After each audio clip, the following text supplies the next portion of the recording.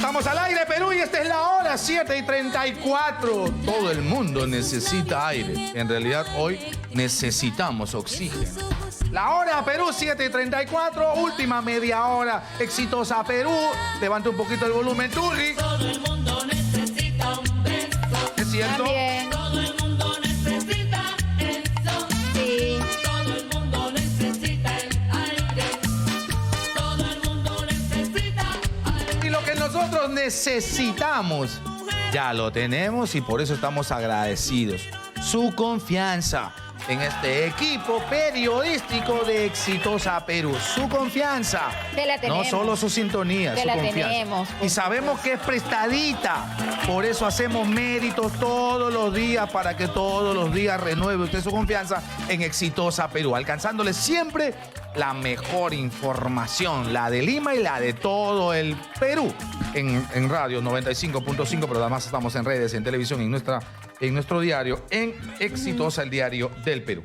7 de la mañana con 35 minutos, 7:35, y vamos a tocar un tema que es muy importante. ¿Por qué? Porque vemos algunas secuelas después del COVID en algunas personas que han tenido síntomas o que han pasado por algún grado de neumonía o que tal vez no han llegado a eso, pero que pueden haber quedado después de tener la enfermedad, después de tener el virus, con algún tipo de cansancio, con algún tipo de agotamiento. Entonces vamos a hablar sobre la rehabilitación post-COVID, que es muy, muy, muy importante, y estamos con la doctora Fiorella Vicuña, que es neumóloga de la Clínica Javier Prado. Doctora, gracias por estar con nosotros.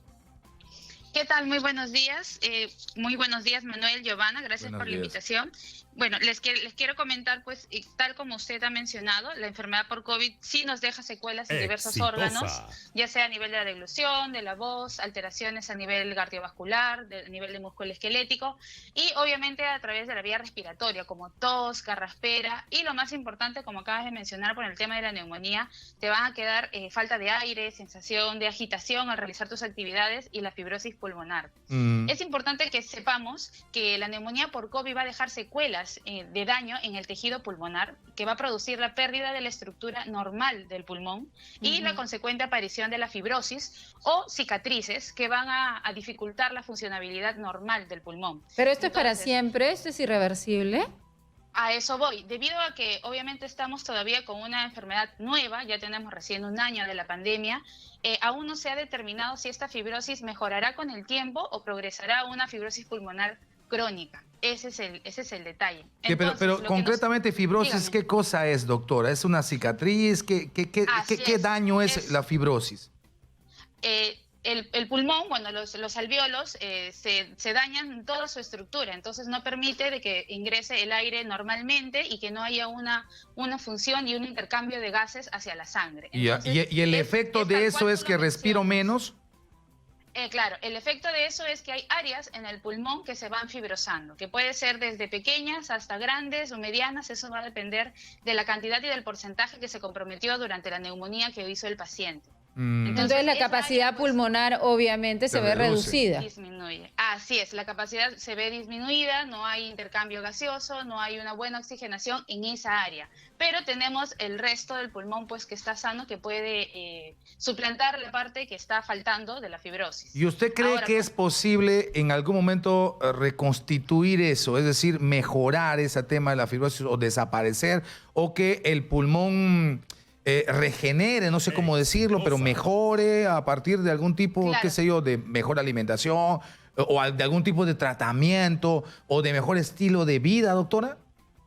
Lo que pasa que el pulmón no se regenera. El pulmón es un órgano bastante lábil, bastante suave, que ante medidas extremas puede dejar cicatrices que pueden ser permanentes. Como te mencionaba, no sabemos si estas cicatrices con el tiempo van a ir disminuyendo o se van a quedar ya de forma crónica, formando una enfermedad con fibrosis crónica.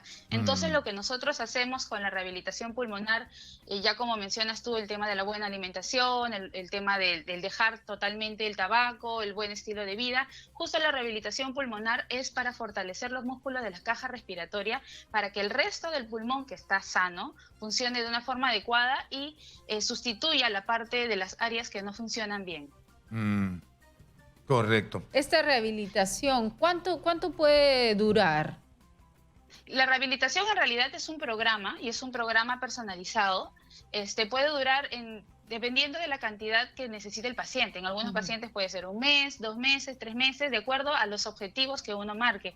Por ejemplo, hay pacientes que solo tienen compromiso pulmonar pues pequeño y probablemente en ellos 1 mes es suficiente y ellos mismos van a mostrar o van a demostrar de que ya su saturación va mejorando, ya pueden realizar sus actividades sin tener mucha disnea, mucha agitación, mucho cansancio, como también hay pacientes con compromiso pulmonar de 70, 80%, que cuando tenemos hospitalizados, por ejemplo, pacientes con oxígeno, por lo general en hospitales generales probablemente pues lo envían a casa con oxígeno. En cambio, nosotros con la rehabilitación respiratoria, ya sea desde la hospitalización o ya sea posterior a que ya sanó la neumonía, se puede recuperar las áreas sanas para que el paciente fortalezca sus músculos respiratorios y respire bien y óptimo con las áreas sanas. Ya, el las tratamiento áreas ya de fibrosis en el tiempo se ven. y el tratamiento no incluye medicación.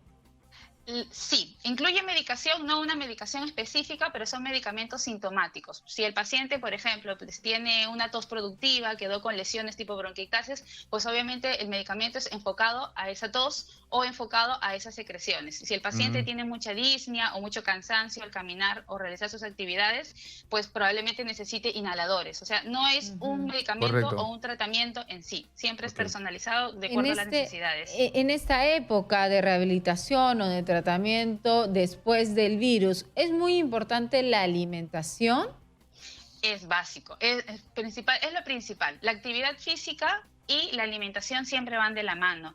El comer bien, los estilos de vida saludable, el no fumar, el no tomar alcohol, es súper importante, y la alimentación siempre va a ser el pilar principal para poder tener una vida sana y poder rehabilitarte de una forma correcta. Es decir, una persona ideal, que ha pasado por la neumonía, en este virus, que ha pasado por neumonía, ¿puede terminar cambiando el estilo de vida y convirtiéndose en un deportista? ¿Puede llegar a pasar eso? es lo ideal, claro que sí, es lo ideal. Precisamente justo en la rehabilitación respiratoria lo que nosotros enseñamos o el plan que se maneja es ejercicios respiratorios, ejercicios de diafragma, ejercicios de músculos intercostales, y no solamente es enfocado a caja respiratoria. Lo ideal o una buena rehabilitación es que el paciente siempre tenga movimiento, o sea, se rehabilite todo el cuerpo y probablemente, pues como menciona, se formen futuros, no deportistas, pero probablemente gente con un estilo de vida más sana, que coma mejor y que haga actividad física constante. Ahora, de su experiencia, doctora Fiorella Vicuña, neumóloga de la clínica Javier Prado, teniendo ya casi 1 año este virus y esta pandemia, ¿ha visto algunos casos extremos de fibrosis como consecuencia de COVID? O sea, tenemos, por ejemplo, hasta ahora usted pacientes que, habiendo pasado ya 5, 6, 7, 8 o 9 meses, porque no creo que más, siguen todavía con la secuela de COVID. Así es. Desde el inicio de la pandemia, pues ya se está mostrando en aquellos pacientes, independientemente de la edad y del sexo. Lo que marca acá la pauta y la diferencia es la extensión de la fibrosis pulmonar. Tengo pacientes con 80, 70% de compromiso pulmonar, pero que están sin oxígeno en casa y todavía realizando sus actividades de ejercicios respiratorios, de fortalecimiento de brazos, de músculo, de bíceps. Entonces, en sí, esos ahí casos, sí se puede. En esos casos que tienen comprometido 70, 80%, ¿también se puede recuperar en algo el estilo de vida anterior? Es un poco más difícil. De que se puede lograr, porque ese es uno de los objetivos de la rehabilitación, es que uno ya pueda realizar sus actividades sin depender de otra persona. Obviamente es algo lento, pero es algo que se puede lograr. Okay, ahora, y que lo vamos a ver en el tiempo, ¿no? Ahora, doctora, tos, carraspera, estas cosas son consecuencias de la fibrosis, ¿están asociadas a la fibrosis o son secuelas de COVID que son, digamos, que se manejan de manera independiente, que están en el sistema respiratorio, pero que no necesariamente afectan con una fibrosis al pulmón? Sí, no, en realidad es independiente. La fibrosis pulmonar es solamente el daño del mismo órgano, del mismo pulmón. En cambio, la tos, la garraspera, ya es algo más de vía aérea superior. Ya. Y esta es una secuela muy común, la gente se queda con una carraspera muy permanente, molesta, y con esta tos también profusa. Precisamente, sí, justo de las secuelas a nivel respiratorio, la más común es la garraspera. La segunda más común, pues, es el dolor neuropático en el tórax, en el dorso, en la espalda.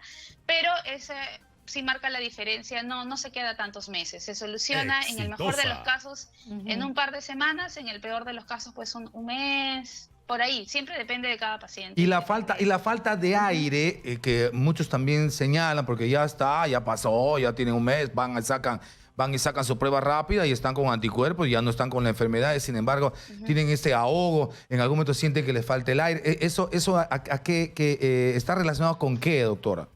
Eso es precisamente la fibrosis. Precisamente como la fibrosis, acuérdate, son cicatrices que te quedan en el pulmón. Esas cicatrices en las áreas del pulmón no permite que ingrese el aire y no permite que haya una difusión correcta con la sangre. Entonces no permite que entre el oxígeno y vaya a todos los tejidos del cuerpo.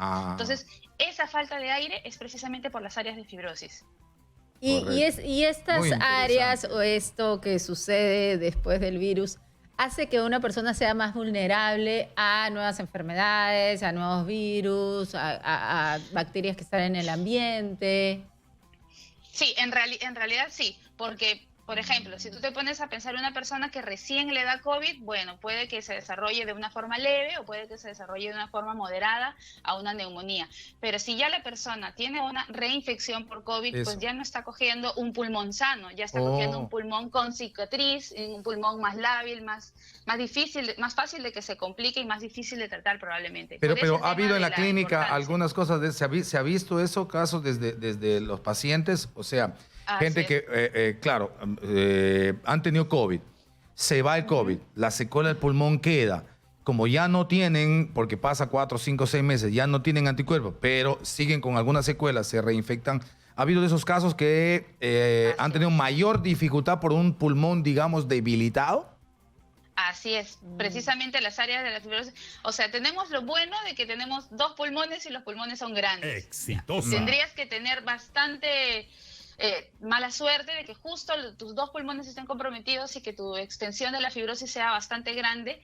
Y obviamente si te da una reinfección y te vuelve a dar neumonía, pues es bastante probable de que sea ya de frente a moderada, severo y que tenga un desenlace fatal.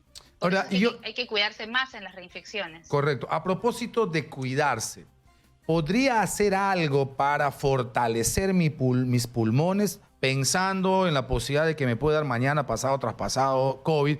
Yo digo, tomo algo, como algo, alguna vitamina, alguna proteína, no sé, alguna cosa que pueda hacer de tal manera que, así como me dicen, fortalece tu sistema inmunológico, diga, fortalece tu pulmón de tal manera que cuando venga el COVID encuentre un pulmón fuerte, sano, que pueda responder. ¿Hay algún mecanismo para tener esa labor un poco preventiva? Claro que sí, y qué bueno que hayas tocado el tema. No está indicado ninguna vitamina, porque me lo preguntan bastante en la consulta externa, ninguna vitamina ni ningún alimento especial solo para cuidar el pulmón. Lo que tenemos que hacer para cuidar el pulmón es el ejercicio físico, no fumar y buena alimentación definitivamente. No hay algo en específico que sea solo para el pulmón. Estos vapores de eucalipto y demás, de los que se ha hablado tanto de toda la vida, que las mamás nos ponían cada vez que teníamos una tos o teníamos algún problema respiratorio y nos ponían en el cuarto estos vapores de eucalipto con la olla caliente. Sí. Personalmente no estoy muy del lado de la medicina natural con el tema de las hierbas. Definitivamente, pues las hierbas te van a aportar vitaminas, pues más no. En realidad los vapores de eucalipto o el mentol o el alcanfor en pulmones que tienen un daño previo, sea pulmones con EPOC, pulmones con asma bronquial, empeora los cuadros. Produce más broncoespasmo y empeora el cuadro respiratorio. ¿Sí? Puede que sea, así es, puede que sea un efecto placebo en personas que no tienen daño pulmonar previo. Yo que no tengo asma, que no tengo ninguna enfermedad pulmonar, puede que probablemente me frote Vivaporú y me sienta yo fresca y que todo va bien. Pero en personas que tienen asma, que tienen EPOC, es peor y es perjudicial. Pero tampoco es que ayude mucho a las personas que no tienen, solamente es el efecto de sentirse mejor, es el efecto de sentirse mejor, de sentirse relajado, algo más como placebo en realidad. Pero no, nada científico que te diga que de verdad funciona, no, al contrario, como te menciono, lo empeora los cuadros porque provoca una broncoconstricción y al paciente más le falta el aire. Los pacientes que tengan algún problema crónico con pulmones, asma por ejemplo, algunas dificultades permanentes con el sistema respiratorio, ¿son más complicados, tienen mayor vulnerabilidad frente al COVID que algún paciente sano? En realidad, no. Mientras sea un paciente que tenga su asma controlada, su asma bien, que sea un paciente educado, que tenga sus medicamentos de control y sus medicamentos de rescate, y que no tenga su crisis asmática, por ejemplo, una crisis hace 2, 3 años, que es un buen paciente, en ese tipo de pacientes es un paciente como cualquiera de nosotros que no tiene ninguna enfermedad. Sin embargo, si sí tienes tu asma mal controlada, 1, 2, 3 crisis al año, allí sí vas a ser más susceptible o más vulnerable a que te dé COVID y que te dé un poco más. Y la más medicación que normalmente se administran, por ejemplo, qué sé yo, el salbutamol o qué sé yo, la prednisona, esa medicación que tienen casi de manera permanente los que tienen enfermedades crónicas como el pulmón, ¿no le complica, no le da alguna situación negativa para luego, cuando tengan que administrar otras medicinas a los pacientes con COVID? En realidad sí es importante que me hayas dicho eso. Es importante remarcarle a los pacientes de que no es bueno de que se automediquen con corticoides en las fases iniciales del COVID, porque aumenta la replicación viral y empeora el cuadro. Caso distinto es el caso de los pacientes con asma. Los pacientes con asma que están en crisis asmática, ellos sí necesitan corticoides orales y ellos sí necesitan inhaladores para salir de la crisis, porque una crisis sí te puede matar. Entonces, tienes que solucionar de todas maneras el tema. Ahí evalúan ustedes el famoso costo-beneficio, ¿no? Riesgo-beneficio. Riesgo-beneficio. Costo no, sí, riesgo-beneficio. Bien, doctora, si es que alguien tiene algún caso en particular y quiere comunicarse con ustedes, ¿cómo pueden hacerlo? Nosotros estamos en el piso 8 de la clínica Javier Prado. El teléfono es 211-4141, anexo 1115 y 1116. Bien, muchísimas gracias. Ha sido muy gentil la doctora Fiorella Vicuña, neumóloga de la clínica Javier Prado. Ahí está el dato. Además, por si acaso hay alguien en la familia que necesite ahora mismo, el proceso de rehabilitación es muy, muy importante para terminar sano después de haber tenido COVID. Muchas gracias. 7 de la mañana con 51 minutos, 7:51. Vamos a ver cómo está viviendo el mundo, la pandemia y otras noticias también internacionales con Miguel Humberto Aguirre. Miwa, buenos días. Hola, bienvenido. ¿Qué tal, compañeros? ¿Cómo están ustedes? Decirles que un avión de aerolínea